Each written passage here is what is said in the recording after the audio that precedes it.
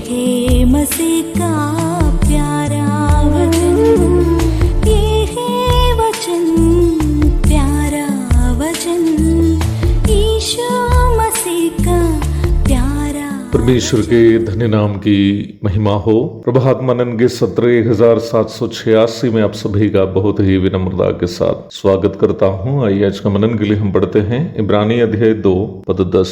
क्योंकि जिसके लिए सब कुछ है और जिसके द्वारा सब कुछ है, उसे यही अच्छा लगा कि जब वह बहुत से पुत्रों को महिमा में पहुंचाए तो उनके उद्धार के कर्ता को दुख उठाने के द्वारा सिद्ध करे। हम बीते दिनों में ये देख रहे थे कि प्रभु यीशु कैसे हमारे वास्ते शारीरिक, मानसिक एवं आत्मिक दुख उसकी परिपूर्णता में सहे थे। इब्रानियों का लेखक ये कह रहा है कि पिता परमेश्वर को यह अच्छा लगा कि जब वो बहुत से पुत्रों को महिमा में पहुंचाए तो उनके उद्धारकर्ता प्रभु यीशु मसीह को दुख उठाने के द्वारा सिद्ध करे। यहाँ एक सवाल उत्पन्न होने की संभावना है, क्या प्रभु यीशु मसीह दुख उठाने के पूर्व सिद्ध नहीं था कि पिता को उनको सिद्ध करना पड़ा?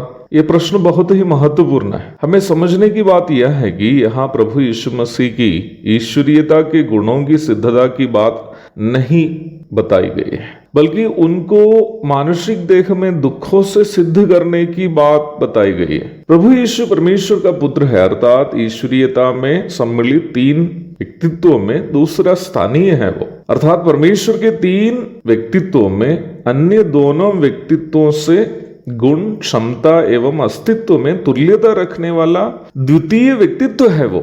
इसलिए उनके ईश्वरीय गुणों की सिद्धता पर कोई सवाल ही यहाँ नहीं उठता है। प्रारंभ में पढ़ी गई पद में केवल और केवल ये बात बताई गई जा रही है कि वो मनुष्य की देह में दुखों को सहकर कैसे सिद्ध साबित किया अपने आप को। मनुष्य के साथ पाप छोड़कर अन्य सभी बातों में तादात्म्यता प्राप्त करने के उपलक्ष्य में प्रभु यीशु मसीह ने दुखों से अपने आप को सिद्ध कर दिया। इब्रानी 4:15। यीशु मसीह के दुखों से सिद्धता एक ही समय हम विश्वासियों के लिए एक सांत्वना एवं प्रेरणा की बात है। हमारे सांसारिक जीवन काल में हम चाहे कोई भी प्रकार के शारीरिक, मानसिक तथा आत्मिक दुख को झेले, उन सभी दुख उसकी गहराई में समझने तथा हमें सांत्वना देने के लिए यीशु मसीह पर्याप्त है। ऐसा कोई दुख हमारे जीवन में नहीं है जो प्रभु यीशु मसीह समझ नहीं सकता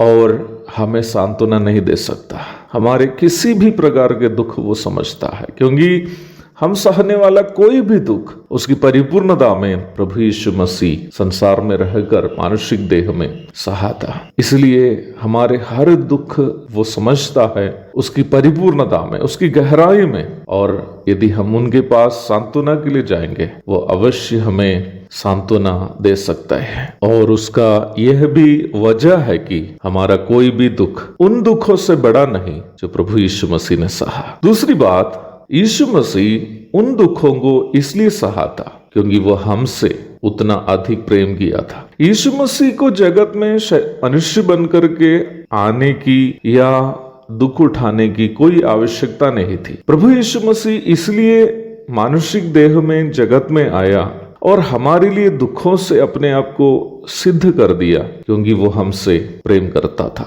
उन्होंने हमसे प्रेम किया था, इसलिए वो मानुषिक देह में आकर हमारे लिए दुख सहा। इसलिए ही उनके सभी दुख हमारे लिए एक प्रेरणा है कि आज हम भी यीशु मसीह के लिए दुख उठाकर उनके प्रति हम अपना प्रेम प्रकट करें। ये बात कभी नहीं भूले कि विश्वास के कारण मसीही जीवन में हम उठाने वाला हर दुख यीशु मसीह के प्रति हमारा प्रेम का प्रकटीकरण है, और इसलिए ही उन सभी दुखों का हमारे लिए अवश्य प्रतिफल भी रखा गया है। और सबसे रोचक बात 2 तीमुथियुस 2:11 में हम इस प्रकार पढ़ते हैं, यदि हम उसके साथ मर गए हैं तो उसके साथ जिएंगे भी, यदि हम धीरज से सहते रहेंगे तो अनंतता में उसके साथ राज भी करेंगे। एक और शुभ दिन की धन्य कामनाओं के साथ आज का मनन मैं यहाँ समाप्त करता हूँ। प्रभु आप सबको आशीष दे। आमीन।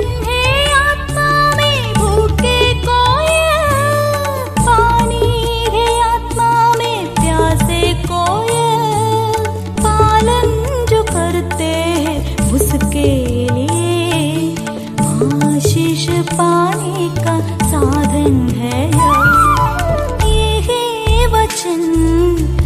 प्यारा वचन ईशो